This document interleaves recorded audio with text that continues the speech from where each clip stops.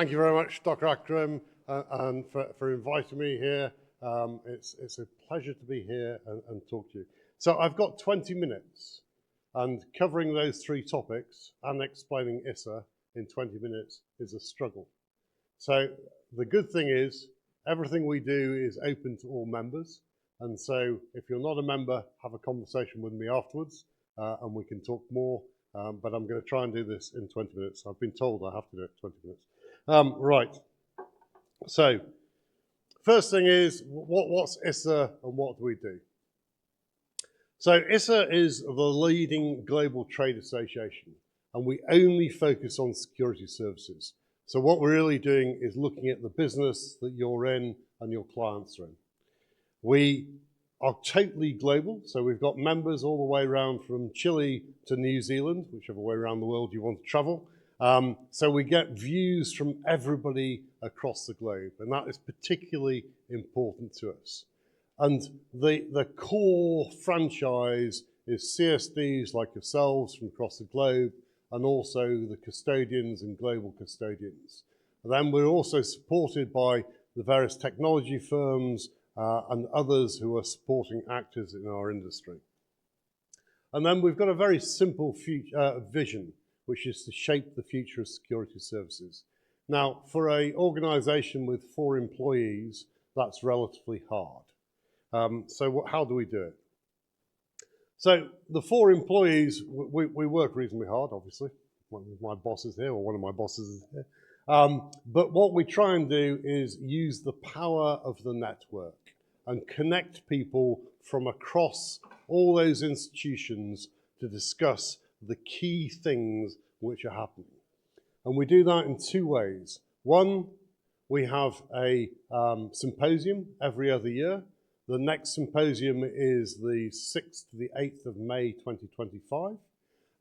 That is our key event, which we do on average every 2 years.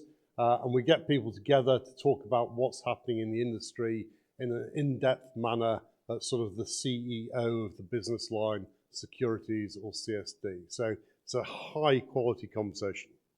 The second thing, which is really the powerhouse of ISSA, is the working groups. And we'll talk more about those as we go forward. But essentially, the working groups are the experts from all around the world talking about the topics which we as an organization think are important. And the reason we pick those topics is because that is what our members tell us they want to talk about. So those working groups allow the opportunity to collaborate, and then on the back end of that, we're hoping that the industry changes. So many of you will use the ISSA financial crime compliance principles and the questionnaire that goes along with that. That is an example of change for the better for the industry. So just to say, one of my bosses is here, as I say, Haruna. This is what I do all my time. We go to a number of conferences, talk about ISSA and what we're doing and the papers we're producing. We do that again across the globe as we get the opportunity. The thing that takes up the majority of my time, though, is producing the papers. And so we write papers on all the topics from each working group. Some working groups produce more than others because they're doing a shorter piece of work. Some of the working groups take a long time. So just so you get an overview of the working groups and the reason why these are interesting to you, I'm going to take only 4 things off this one, and then we're going to go to the future structure. So future of security services in the middle of the bottom, over the middle row, that is closing. So we've created a paper. Hopefully those of you who subscribe to our LinkedIn or our website or newsletters saw that on Thursday. That is our latest paper, and so that working group will close, or it has closed effectively now. The second one that's going to close is operational resilience. That's presently with a technical author. The idea of that one is we have a questionnaire that people can use across the globe to answer all the operational resilience questionnaires you're getting. So at the moment, you're getting ones from multiple firms saying, how are you organized, whatever. The idea of this is we have a standard form which we can use across the globe to respond to any of those operational resilience questionnaires. So as I say, that will come out in October. Security services risks is a rerun of a paper we've written now 3 times. That is, I'll talk about in depth later, but that one's also going to close. And then standardization presently deals with ESG and what we need to do in security services there, and ISO 20022. ISO 20022, we've finished a piece of work. If you're particularly interested, I'm talking in Cybos at the end of this month about ISO 20022, and it is my favorite topic ever, but I'm glad it stopped. Right, so where are we going? So we've taken T1 and we've written various papers on that, and we're changing that into accelerated settlement. So as an industry, we don't think that T1 is the end state. We think there is a push to T0, and how do you do that? Whether you do it end of day, multiple batches during the day, atomic settlement, I think is a debate that we need to lead from the industry and then tell the regulators how it should happen. The challenges of T+1 in the US, for example, has shown the problems with the regulators leading the way because they don't understand foreign exchange because they sit in their own country, for example. Asset servicing will carry on. That's looking at governance and proxy voting and the automation of that. Digital identity onboarding, again, is looking exactly as it says. How do we make the onboarding process more efficient and more effective across the globe? We wrote the challenges down. We've now got to write the solutions paper, which is somewhat harder. Domestic CSDs, we've got 2 pieces of work going there. One is the AFME due diligence questionnaire, which many of you receive, is not fit for purpose for CSDs. And we've worked with the ACG and AFME to say we need to revise that to make it CSD applicable, and that's there. And then I'll talk about the second paper we're doing in domestic CSDs there. Evolving technologies is really 3 things. One is customer experience, right, and the technologies involved in that, so be that APIs or others. One is the new technologies and the applications, so things like generative AI and the like, cloud and other things, which we're going to deal with. And then the third one is about how do the markets operate, so more about DLT and new technologies and the interaction between the CSDs and the custodians. Financial crime compliance continues.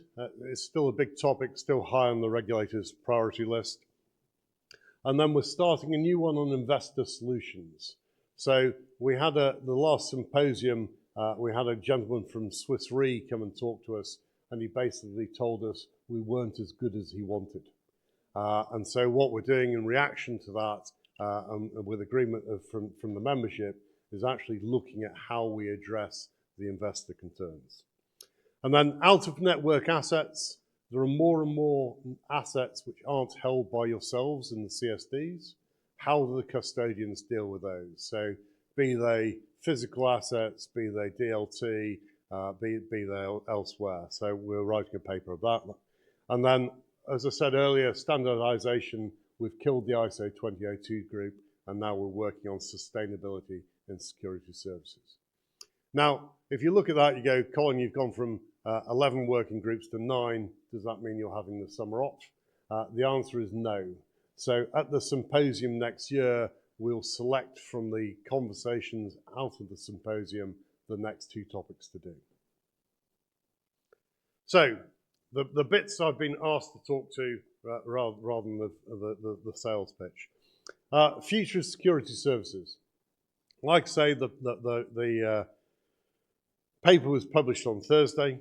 On the last version of this, we said there were 2 things driving overall security services. One of which was technology, be that the big tech and the new capabilities in technology.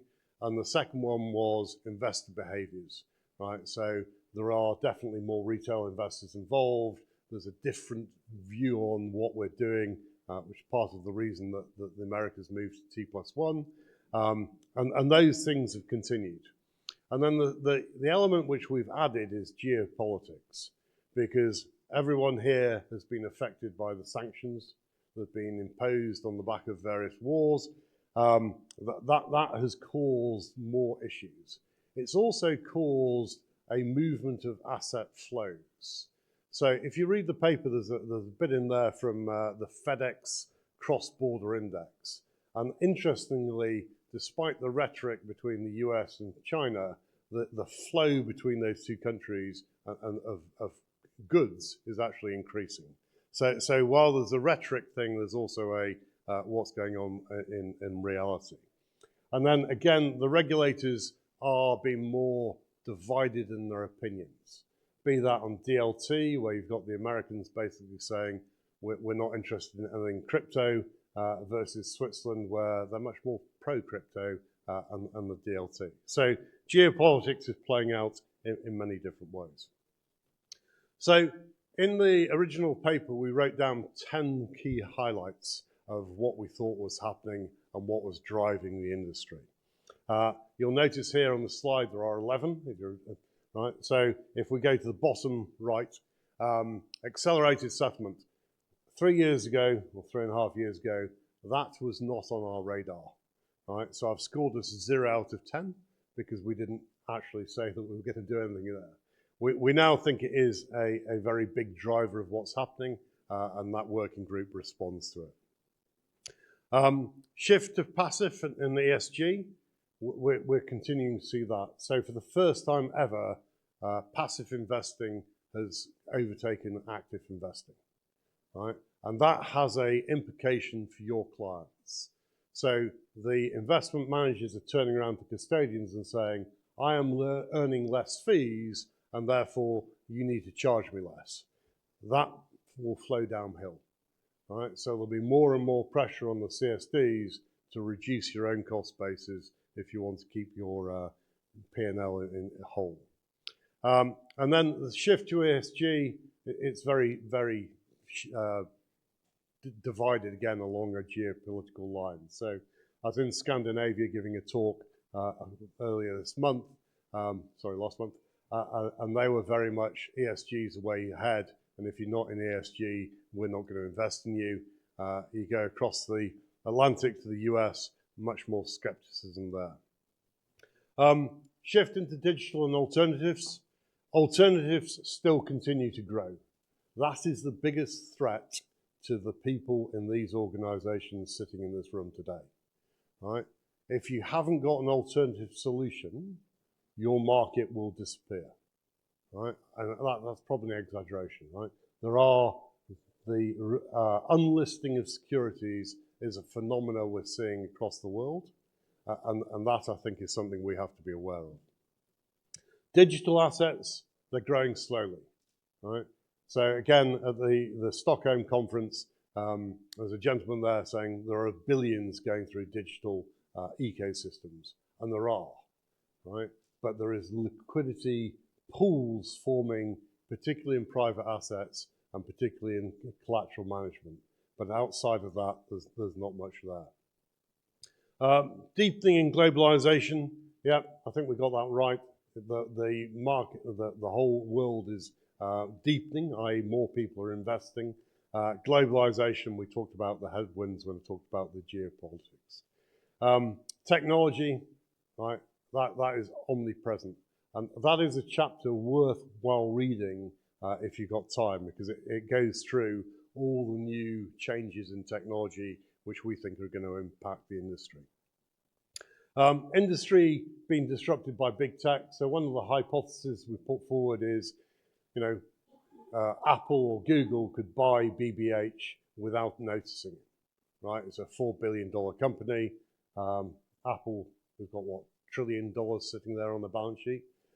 They wouldn't even notice it. Would they come in here and try and disrupt the industry? The answer is we don't think so. And what we're seeing is partnerships rather than aggressive takeovers. And that, I think, is partly because they've got their antitrust problems and they don't want the financial regulators on their case as well. Data, we're seeing increased use cases, but it's slow, right? And it's turning data into P&L has been a problem for everybody. Emerging risks, we've got that, we've got the paper, that's not talking about.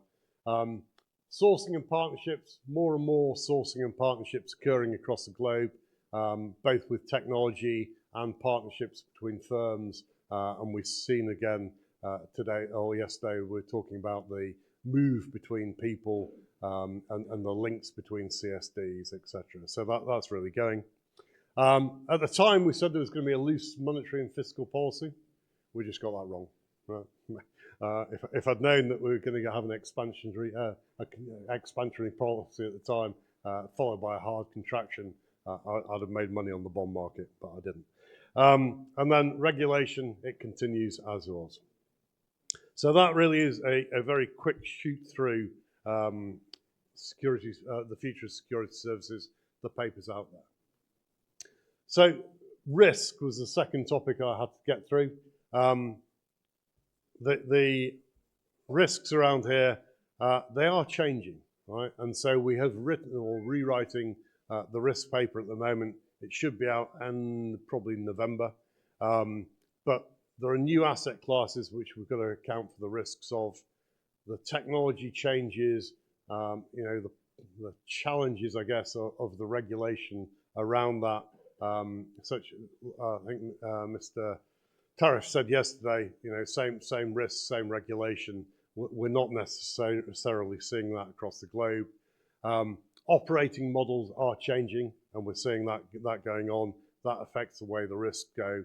And then the whole sanctions problems, again, have changed the risk appetite and the risk management thereof. This slide, I'm really just going to flick over. The paper's effectively divided into these chapters. It's well worth it. And the one thing I'd say is there's a gentleman from SEB, Goran Foros, who many of you may know. He always says that he gives the ISSA risk paper to all his new joiners because it explains how the industry works, all the way from the investor right through to the CSD and back for the corporate actions. And it is a very good baseline educational material, and it also explains the risks that people face. One of the problems I see, and Sarah talked about it yesterday, was do we have the right people coming through for this industry? And part of how do you educate them, I think it is here within this risk paper. And then the thing that probably attracts most of you to this, we've got this working group going on domestic CSDs. Now, why is it called domestic CSDs? Essentially because when we set it up with input from many different jurisdictions, the view was that not all the CSDs have the same problems as DTC, Euroclear, SIX, Hong Kong Exchange, etc. Right? And there's a whole heap of the CSDs who have more fundamental issues to address. So we've written 3 or 4 papers now based on this group, and please feel free to join it. Right? It's a very interesting set of conversations. So one of the topics the group picked was how do we actually attract foreign investment into the market? And this I think is key. Right? So the investment does matter. Right? We in ISSA believe that the cash flow, or the investment flows from the wealthier countries to the poorer do help. Right? And we can talk about hot money or dependable capital later, but really it matters. And there are multiple countries that people can choose from. So making it hard to invest just puts people off. And the risk managers, i.e. the investment managers, they have problems investing anyway, and they have restrictions. And therefore, they need to get to a place where they can be confident they can invest in your country. And that comes into the next point, which is about stability. And the stability requires the whole country effort.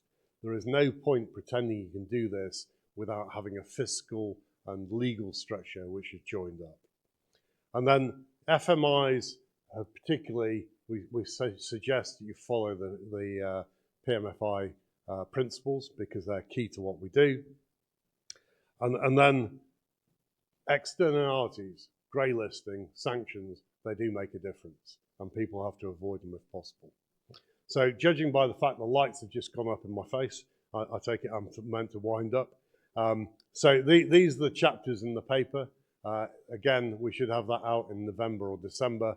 I've sent Jesse a copy, an early copy of it. If anybody would like an early copy to comment and improve our outcomes on this paper, that'd be perfect. And I think my time is up. Thank you very much.